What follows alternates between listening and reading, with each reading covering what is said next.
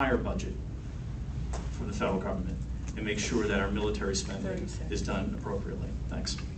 Thank you.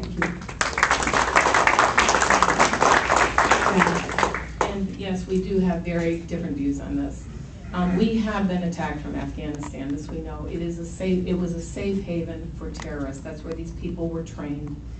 We also have, imagine this, Afghanistan is now a vacuum. Imagine if what's going on the border of Pakistan and Afghanistan. There's a lot going on now, and quite frankly, after McChrystal was given the troops he asked for in Afghanistan, they have made incredible inroads.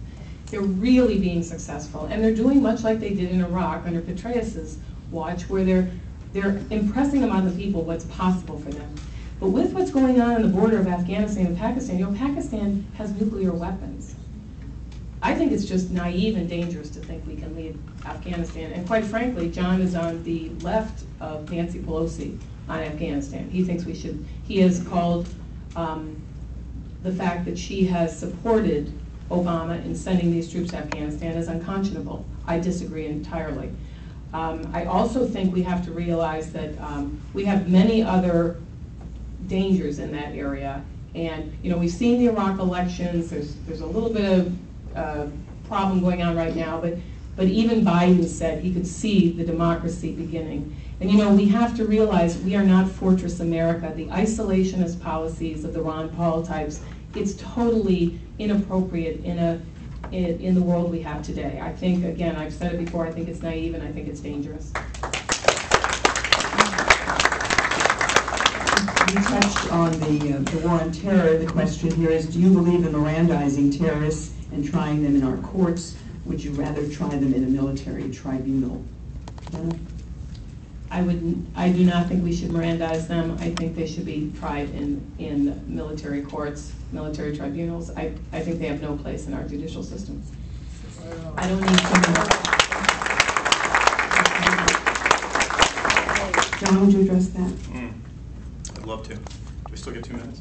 Yeah, sure. Okay, good, because they have a lot to cover. Okay, this actually is a matter of, just a simple matter of the law. I mentioned earlier that I think that 95% of what we're going through right now is because of what the federal government has done as they've stepped and trampled all over the Constitution. We must follow the Constitution. It's crystal clear on the matter. So regarding military tribunals, not only is the Constitution crystal clear on the matter, and it's crystal clear on who has the war power, that is the Congress. But it's also, the Supreme Court has ruled in Ex parte Quirin in 1942, and numerous cases after that you are only an enemy, a suspected enemy combatant or an enemy combatant when the Congress has declared war. Please tell me you agree with me that the war power resides with the Congress and that we have to follow that. Thank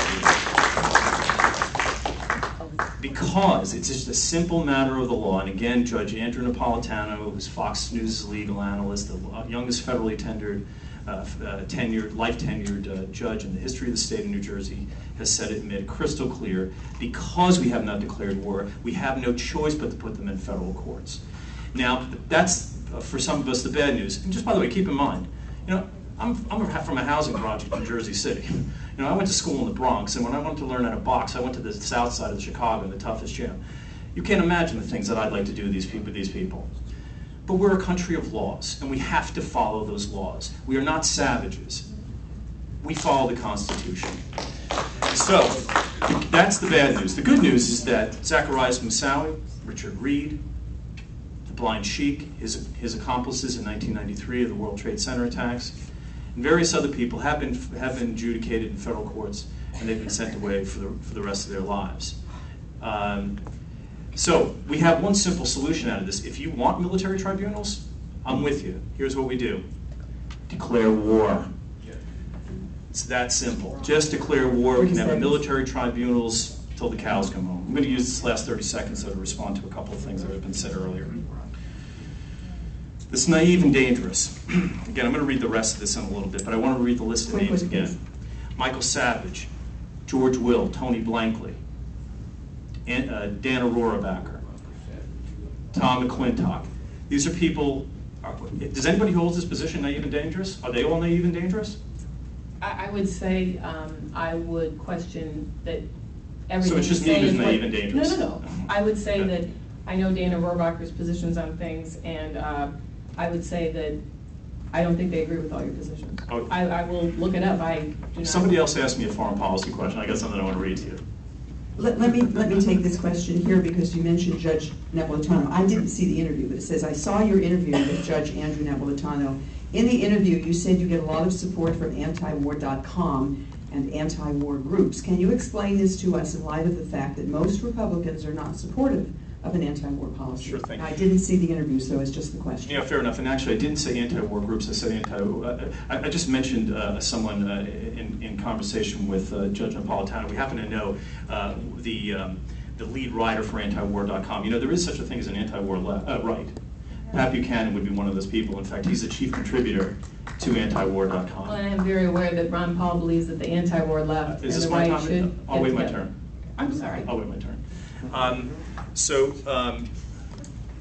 There is an antiwar.com has some of its writers include Michael Scheuer, who is the Bin Laden unit chief from the CIA, to Dave Henderson from Hoover Institution, Pat Buchanan, and interestingly enough, the chief writer for antiwar.com is a gentleman by the name of Justin Raimondo, who was the San Francisco Republican Party's nominee against Nancy Pelosi in 1996. And keep in mind that he ran against Nancy Pelosi, and the party supported him wholeheartedly because they questioned her vote to support the bombing of Bosnia and Belgrade. Does that ring a bell to anyone? Remember when Clinton was intervening in that part of the world, and we were against it? There is an anti-war right. It's based on strong conservative fiscal values. Robert Taft didn't even want to be in NATO. There are strong reasons to do it, and I want one more foreign policy question because I got to read this whole thing, and then it should clarify every single question that we have about where Dana Rohrabacher and Tom McClintock and the rest of the crew stands, not to mention the rest of the Republican caucus in Washington, D.C. Okay, thank you. And then you want to respond to that, please, about the anti-war groups. Definitely. Again, I can just say that on this John Dennis Exposed site, we hear him talking about reaching out to left-wing groups and the anti-war left. I ran against Nancy Pelosi and Cindy Sheehan last time, and I met the anti-war left. And they do not call them the Hate America crowd for no reason. I would say, too, that I did this site, this John Dennis Exposed site, because I felt that he wasn't telling people enough of his views. If you want to read those views and you agree with them, that's great. But I found, as you would have noticed in the remarks he made in his 10 minutes, he didn't bring up any of this. All I want to do is make sure that people know his positions. I cannot imagine the strategy of winning the Republican nomination and playing to the anti-war left. It totally eludes me. Maybe he has a strategy he understands. I don't. So that would be my answer to that.